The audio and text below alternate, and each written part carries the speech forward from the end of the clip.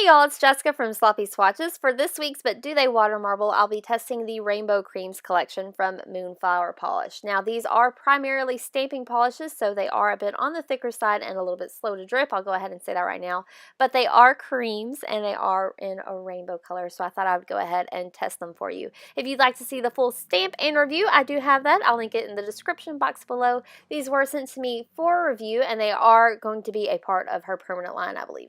So I'll go ahead and start with my tiny teacup full of room temperature filtered water. I did go ahead and split these into the first 6 and then the last 6 that I swatched because they aren't really fast spreaders, but they do make a beautiful design. So here I'm using the Dia and then a drop of grist, which is the gray. So you can see I did have a little bit of stalling on the brush. I found that once I dipped them to the water, that did a better job. Instead of trying to drip them, I should have touched them to the bullseye itself to get them to fall. These almost look like they have the same texture as an acrylic paint. So these are not so much drippers as like droppers. So you can see there it did make a little tail. I'm going to go all the way down to Rojo and then drag a design. So I'm going to walk this right out to the edge. With these, I really feel like the last ring, it doesn't matter how many drops you add, it's going to be like your sacrifice ring. It's going to dry. These do dry really quickly. The middle, though, stayed nice and malleable. I was able to draw really intrinsic designs in the middle portion as long as I didn't touch the outer ring. So here I went in just for a really simple double linear pattern. Next I'm going to start with the other 6, and this is Anaranjado.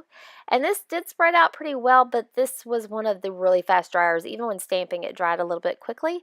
So I'm going to go ahead and show you what this pattern ended up looking like, but I did have to take Anaranjado out of the final design to get it to make a finished look because it just dried that quickly on me. I was able to use it as one of the inner rings as opposed to one of the outer rings, and it did do a little bit better that way, but here you can see. I wanted to show you this anyway because that makes a really pretty organic design. So next I'll show you really quickly how those last 5 polishes water marbled without using Anaranjado. So I'm going to go ahead and start with Amarillo here. And this was another one of the more fast drying polishes, but it did do a little bit better job while water marbling. So I'm going to bring it all the way down to Violeta.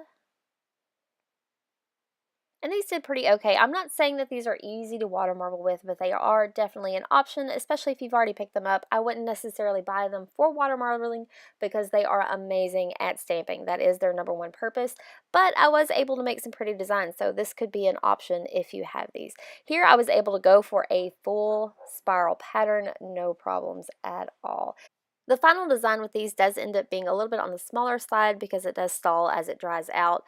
But they also didn't get muddy on me when I dipped. So next I'll show you what I did for my final look. I'm going to use all of the primary colors as well as the turquoise because I really love that one, and do a rainbow pattern. Now these did a pretty good job at spreading out.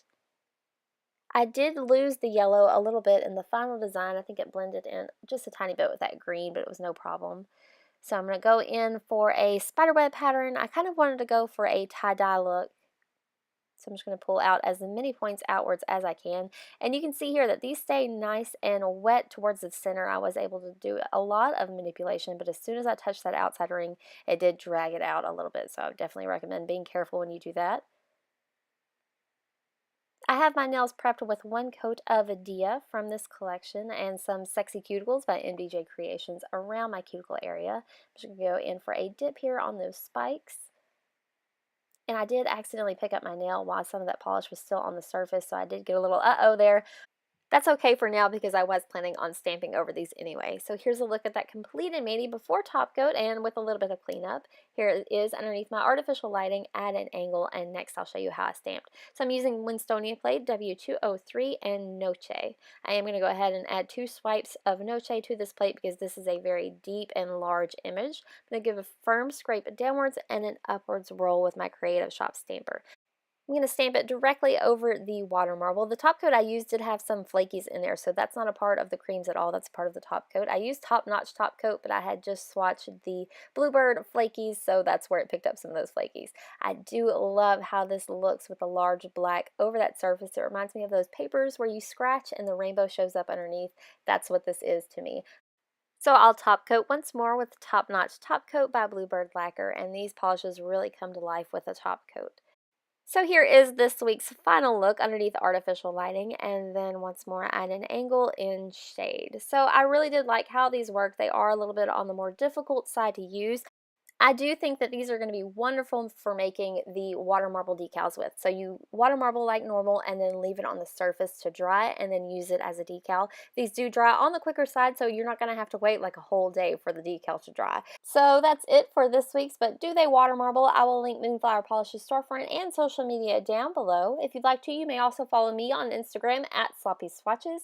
Thank y'all so much for watching this week, and I'll see y'all next time. Bye.